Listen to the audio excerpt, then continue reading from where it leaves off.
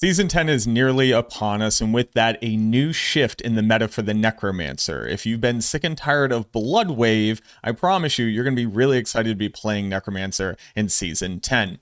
What you're currently looking at is footage from our writer, Lord Sara. I wasn't able to get this footage in the PTR myself, so shoutouts to Lord Sara. Also include a link to this video down in the description, just so you could go check it out, because it's a really awesome exposition on what our strongest build in Season 10 is going to be, and that is the Shadow Blight Necromancer. This build was just barely held back from being our strongest build in Season 9 as well, but a bug that was stopping its key passive from not recognizing damage from its strongest passive has been fixed. And not only that, they've added in a really cool new chaos perk called Alter the Balance that allows you to spam Soul Rift. Then walking into this season, this thing is going to shred. It is going to be our fastest speed farmer. It's going to be one of our best density farmers for Infernal Hordes. It's going to be our strongest pit pusher and an absolutely astounding bossing build as well. And I just finished updating the build guide on Maxroll to be able to reflect what the new meta will bring, as well as give you insight not only into a starter version of this build that you can get started even without the Chaos perk, what the build should look like once you're into Torment 1 can unlock the perk, and what kind of items you can use, but not only that, also highlight what it will look like in the endgame with the best in slot gear, and also highlighting the strongest chaos uniques that you'll be able to put on it as well, and when all these various transition points hit. But I realized that this build can be quite confusing because not a lot of people really understand how Shadow Blight works, whether or not it's a dot build, it's a crit build, what you're supposed to be doing with it. And even though I've added this really big important warning at the beginning of the guide here, I know that some people just aren't going to read this. So let me give you a very quick crash course into how the actual effect of Shadow Blight works in game in the current season, and then just walk you through some of the things that you should be aware of in the Season 10 once you start getting this build unlocked, just so you can avoid any speed bumps, hiccups, or frustration points that you might run into. Our key passive Shadow Blight says a lot of things, but the long and short of it is every 8 times an enemy would take any form of shadow damage, whether it's from a dot, a channeled effect, taking a crit, hitting it with Sever, or Blight, or even a lucky hit chance to be able to deal shadow damage. It doesn't matter. Heck, it can even be triggered by Aldkin, your mercenary.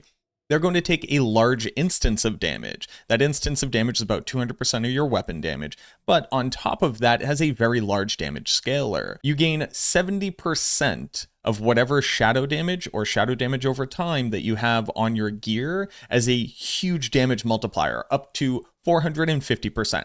That means that if you were to max this thing out, you're going to be gaining a 5.5 times damage multiplier on the base, and that's before we add on any aspects, any mythic uniques, paragon, etc. So you can see how this is a very big damage source. So if I were to walk up to here and hit this target 8 times with Reap, you'll notice that at the end of it, I will get a big damage proc. So you can see my Reap is currently doing about 1,000 damage, and Shadow Blight just dealt 20,000 damage. A huge damage proc. But on top of that, Shadow Blight actually has 2 different damage scaling aspects, and the weaker one is the easier one to explain. Decay says that every time that Shadow Blight would deal damage to a target, so the actual proc of it itself, you're going to gain a stacking buff for Shadow Blight's damage, and that stacks up to 5 times. If you have a perfect version of this aspect, 5 times 75 is going to grant you a whopping 375% damage, which is a 4.75 times multiplier.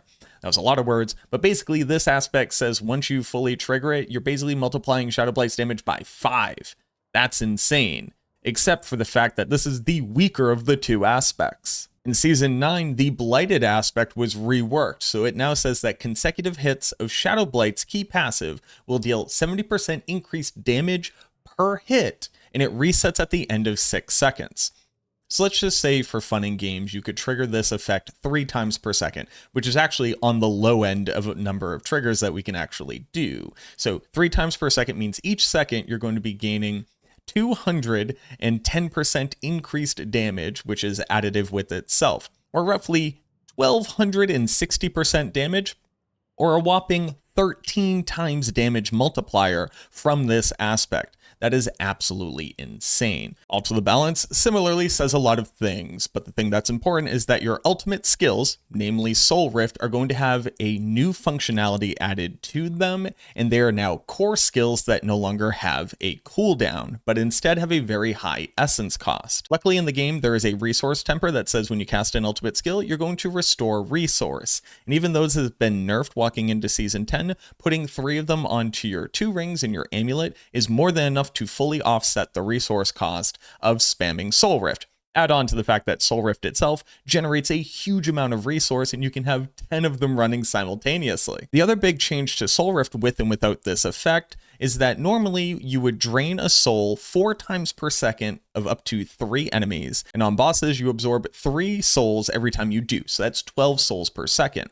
Normally what this does is generate resource and apply vulnerable, but with Alter the Balance on, every time a soul has been absorbed, you're actually going to deal damage to that target.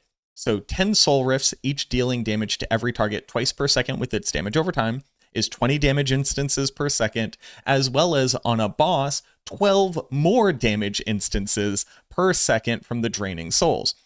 32 damage instances per second is pretty nutty bananas when you add on the fact that your Blight will have damage over time ticking on it, your Corpse Explosion will have damage over time ticking on it as well, and this is a nutty number of damage instances in total. Add on to the fact that casting the ultimate skill itself is actually very fast. It has an incredibly fast animation, and you're able to add on a huge amount of attack speed with things like Crazy Brew granting you another 80% attack speed and Cap 2.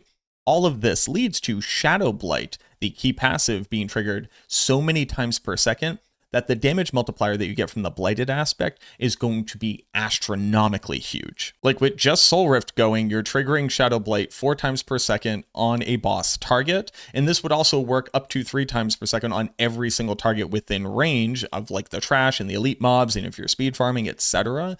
And rather than having to set up with Blight and cast Corpse Explosion and keep everything packed in, you just move forward and cast Soul Rift. There's nothing else that you need to do.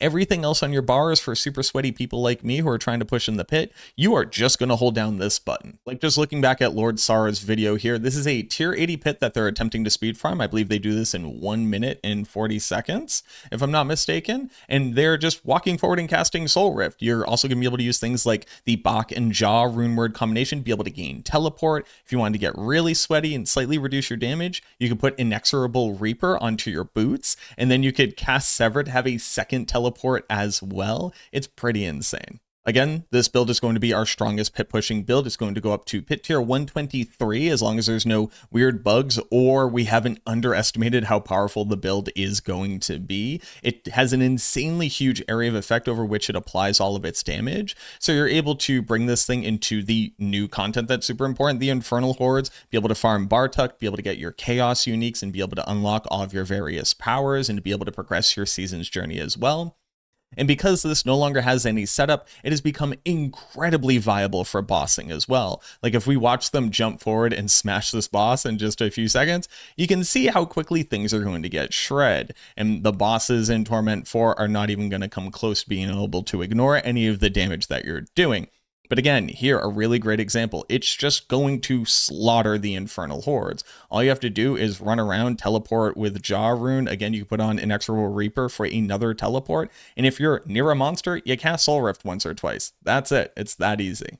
With Bartuck himself being a similarly hilariously easy thing to kill. Thanks again to Lord Sara for the video footage. I appreciate you. So if you want to get up to date with how the build works, you want to learn these various intricacies, you want to get ready and create a plan, remember that the build list here has variants. We add a new button that brings you straight down to the variants. The variants are going to show you the various progression levels of your gear as you go. I try to highlight what would be the best options to be able to use at every single one of these various progression points. We have a literal aspect as well as unique item progression goal checklist that you can actually click off inside of the website itself, and it will remember the options that you've already clicked as long as you don't, delete your cookies for some reason. And with a gear priority list that not only lists the stats that I would recommend on the item, but also is going to be recommending alternative stats that you might come across on these pieces of gear, just so you know, if you happen to find it with 2 or 3 of these various stats, it's something good to use, and you don't want to immediately throw it out just because it doesn't have perfect stats on it.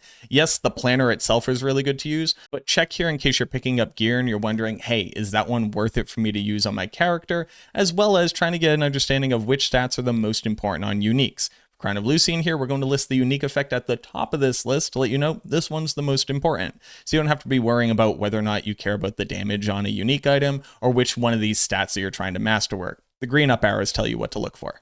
And if you already feel like you have a lot of this information at your fingertips, you know how the build works, etc., you literally just want to see the planner itself in all of its glory, always remember that you can actually click the planner in the guide itself and it'll bring you straight here to the planner tool so you can review everything. We have our variants up here to the left. We're going to have Paragon with various steps in it to make sure that you're there. And if you're ever wondering whether or not you have the gear and the stats that you need, you can actually change the difficulty over here to whatever torment level your character is currently on. But there you go, the guide is listed down in the description below. I hope that this explanation of how Shadow Blight works, what it's going to look like in this season, and any other questions that you might have been answered. Remember that we also have a FAQ and mechanics section down at the bottom of the guide, and I'll be putting the video in this guide too, just in case you end up over there before you see this, and you can get yourself back on over so that everything is all linked together. Thank you very much for watching this video. Subscribe to it if you enjoyed what you saw, or if you've been enjoying the build. If you have any questions as the season rolls out, let me know down in the comments. If you come across any weird bugs, questions, comments, concerns, etc., etc.,